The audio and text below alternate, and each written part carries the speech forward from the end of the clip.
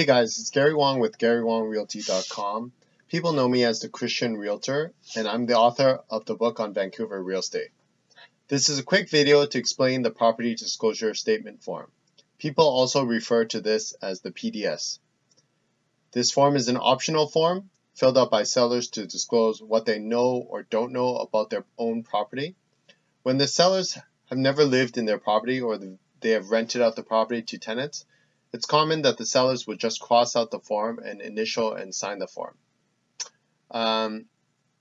Lenders will often want a copy of this form to see if there are any hidden defects or problems with the property. This one is to be filled out by the sellers if they're selling a single family home. There's also another one that's a property disclosure statement for strata properties.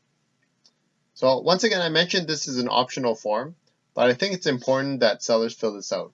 Even if they have to cross out the document and just initial at the bottom of each page, that's still better than saying to a potential buyer, we don't have one, which tells the buyer we're too lazy to fill it out. Having said that, the PDS is a personal testimony of what sellers know about the property. So if they knowingly misrepresent the property, they are legally liable.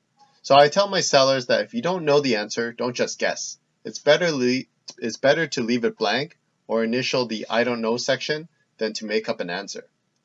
Realtors can explain the PDS to sellers, but they can't answer the questions for the sellers because it's the sellers who will be responsible for the answers, not the realtor. So let's go over the questions. The address will be entered here at the top. Well, you put the date here. That's the date you sign it. So you put the address here. And then the first section is land. Are you aware of any encroachments, unregistered easements, or unregistered rights-of-ways? Encroachments are when a property next door has their roof or has a tree on their property that stretches over and encroaches onto your property. An easement is an arrangement where the seller allows someone to use their property in some fashion. For example, if there's a lake and the only way people can go there is by crossing your backyard, there may be an easement there. If you're aware of it, then you would initial yes. If not, initial in the no box. If there are two homeowners on title, both of them have to initial in the box. So are you aware of any past or present underground oil storage tanks on the premise? Long time ago, there were many houses that were powered by oil, and the oil came from an oil tank that was usually buried beneath the property. So if you know about it, obviously you'd initial yes. If you don't know, initial no. Is there a survey certificate available? A survey is a document that shows the boundaries of the property. It indicates the lot size, rights-of-ways, and easements. If the house is older, sometimes the original survey is lost. Sometimes the city planning department may have a copy as well. Are you aware of any current or pending local improvement levies or charges? So the municipal government is charging the seller money for improvements on the property or close to the property. Could be sewer work, lane paving, water pipes, sidewalk charges. So if you're aware of that, you can write initial in the yes or no. Have you received any other notice or claim affecting the premises from any person or public body? This could be a notice of a bylaw infraction, health or safety issue, etc. And it'll be usually issued by the provincial or municipal government. Next up, services. Indicate the water system the premises uses. So if it's connected to the city, then you tick the municipal. Are you aware of any problems with the water system? Are records available regarding the quantity of water available? Are records available regarding the the quality of the water available? Here the seller would indicate whether the sewer system would also indicate whether the sewer system is connected to the city or municipal. Is there a septic tank, etc. Are there any current service contracts, say septic removal or maintenance? If the system is a septic or lagoon and installed after May 31st, our maintenance records available. So notice that there's a section on the right here that says do not apply. So, if your home doesn't have a septic tank, you would initial in this box. third section is the building. To the best of your knowledge, are the exterior walls insulated? Is the ceiling insulated? Does the property have asbestos? Has a final building inspection been approved or final occupancy permit been obtained? So when a brand new house is built, the city will send an inspector to make sure the home is in a safe, livable condition. If the inspector approves of it, the city will issue an occupancy permit. The same goes if a house was a grow-up and it needed remediation. After remediation, the city would go in and approve a final occupancy permit. The same also goes with major renovations. Has the fireplace insert, or wood stove installation been approved by local authorities? Is there a rodent or an insect infestation in the house? Are you aware of any structural problems with the property?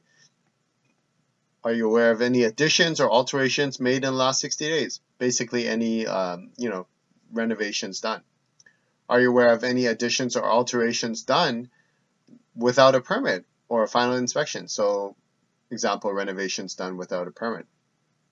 Then the seller would initial here at the bottom of the page. There are 4 boxes in case there are 2 sellers and on title and 2 buyers wanting to buy the property.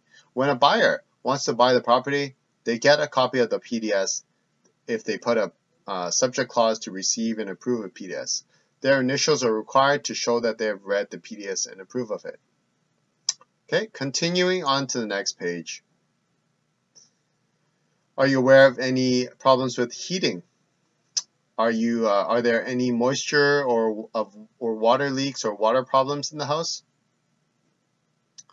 Are you aware of any damage due to wind, fire, or water?